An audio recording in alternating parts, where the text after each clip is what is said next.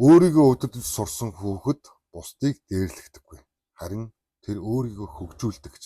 Магадгүй энэ зүйл философийн утга баг. Гэхдээ энэ зүйл зөвхөн иргэний санал гэж. Хувь хүний хөгжил, сэтгэл зүй, харилцааны боловсролын талаар үндэсний ямар нэгэн хөтөлбөр байж болох юм. Би энэ зүйлийг зохиосон гэж. Гэхдээ олон улсын туршлагаас үүдэж Монголд энэ зүйл хэрэгтэйч байж болох гэж. Монголын боловсролын хамгийн том орхигдсон хичээл магадгүй энэ. Өнөөдөр Монголын хүүхдүүд математик, физик, хим, бусад хичээлүүд сурдаг гэж. Гэхдээ амьдралд хэрхэн юу тохиолдож болох мөн сонголт ба шийдвэрүүд тэдгээрийн үр дагавар өөрийгөө удирдах сэтгэл зүй, харилцааны хэрэглэгдэхүүнүүдийг сурдаггүй гэж. Үүнийг заадаггүй гэж. Магадгүй хинч найз нөхөрлөл болон эрхэл ирээдүйн хэн болох, хэн байх, хэн болохыг хүсэж байгаа тухай юм ямар нэгэн амьдралын жижиг атлаа томрон тэлж байдаг сэтгэл зүйн гэмтлийн талаар зөвлөж ярьдаггүй, мөн заадаггүй. Үүнийг хинч дурсдаггүй. Чи өөрийгөө яаж хүндэлдэг вэ гэдэг асуудал. Харин нийгэмдэр эдгээрийг мэддэггүйгээс ямар нэгэн байдлаар зөв эсвэл буруу шалгалтуудыг өгсөөр байдаг. Үрдүн маш чухал. Дэлхийд даяар судалгаа олон байдаг. Үе тэнгийнхний дээрлэхэл, сэтгэл готрол, амиа хорлох эрсдэл, сургуулиас завсардах гэдэг юм. Маш олон зүйлийг ярьж болно. Харин сэтгэл зүйн болон нийгмийн үр дагавар, ур чадвартай шууд холбоотой гэж үздэг гэж. Олон улсын боловсролын байгууллагууд ийм асуудлыг ихэнхдээ сил буюу сургуулийн эерэг уур амьсгал, сэтгэл зүйн дэмжлэг зэрэг хөтөлбөрүүдийг ашиглахыг зөвлөдөг.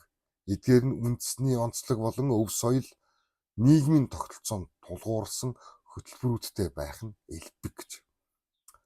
Ингээд би нэг тийм 12 хүмүүжлийн өөрийгөө таних хувь хүний хөгжлийн тухай хөтөлбөр боловсруулсан гэж. Энэ бол зөвхөн санал. Мэдээж энэ зүйл өсвөр насны хүүхдүүдэд зориулагдсан гэж.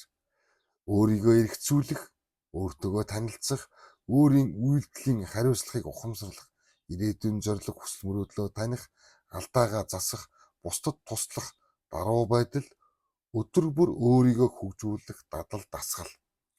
Эдгээр санааг хүүхдийн нас хөгжлийн онцлогт нийлүүлэн боловсруулах мэдээж шаардлагатай. Энэ бол зөвхөн санал. Шинэ Монгол, шинэ загвар магадгүй 12 шаттай хувь хүний хөгжлийн боловсруулсан. Энэ зүйлд маш олон асуудлууд дэвшүүлж ярьдаг гэж. Би маш товчхон энэ зүйлийг дуудаж байгаа. Мэдээж үүнээс гарах эерэг үр дагаврууд байна. Дээрлэлтийг бууруулах, магадгүй сахилгават, айдас, ур чадвар, зан үйлийн өөрчлөлтүүд гэж. Дээрлэхэгч хүүхэд бол ихэнхдээ өөрөө өвдсөн хүүхэд байдаг. Тиймээс зөвхөн шийтгэх биш, ур чадварыг эзэмшүүлэх энэ чухал гэж. Дэлхий хаашаа явж байна. Олон оронд сургууль зөвхөн мэдлэг бус нийгмийн сэтгэл хөдлөлийн ур чадвар, эерэг сургуулийн орчин, сэтгэл зүйн дэмжлэгийг боловсролын бодлоготой нэг хэсэг болгож байгаа явдал гэж. Сил хөтөлбөрийн судалгааны сурагчдын зан төлөв, сурлагын амжилт, хамтын ажиллагааны эерэг өөрчлөлт ажиглагдсан талаар олон мета анализууд байдаг гэж.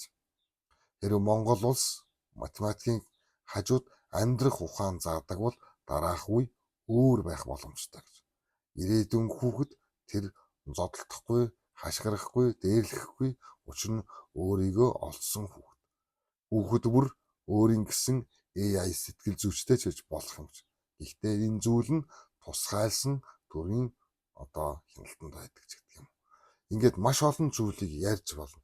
Энэ зүйл хинт юмд хэрэгтэй вэ гэж. Энэ бол таны, бидний хүүхдүүд мөн Монгол улсын ирээдүйн нийгмийг бүтээх тэдгээр болсон хүчин магадгүй энэ ухамсаруудыг бий болгоно гэж бодож байна.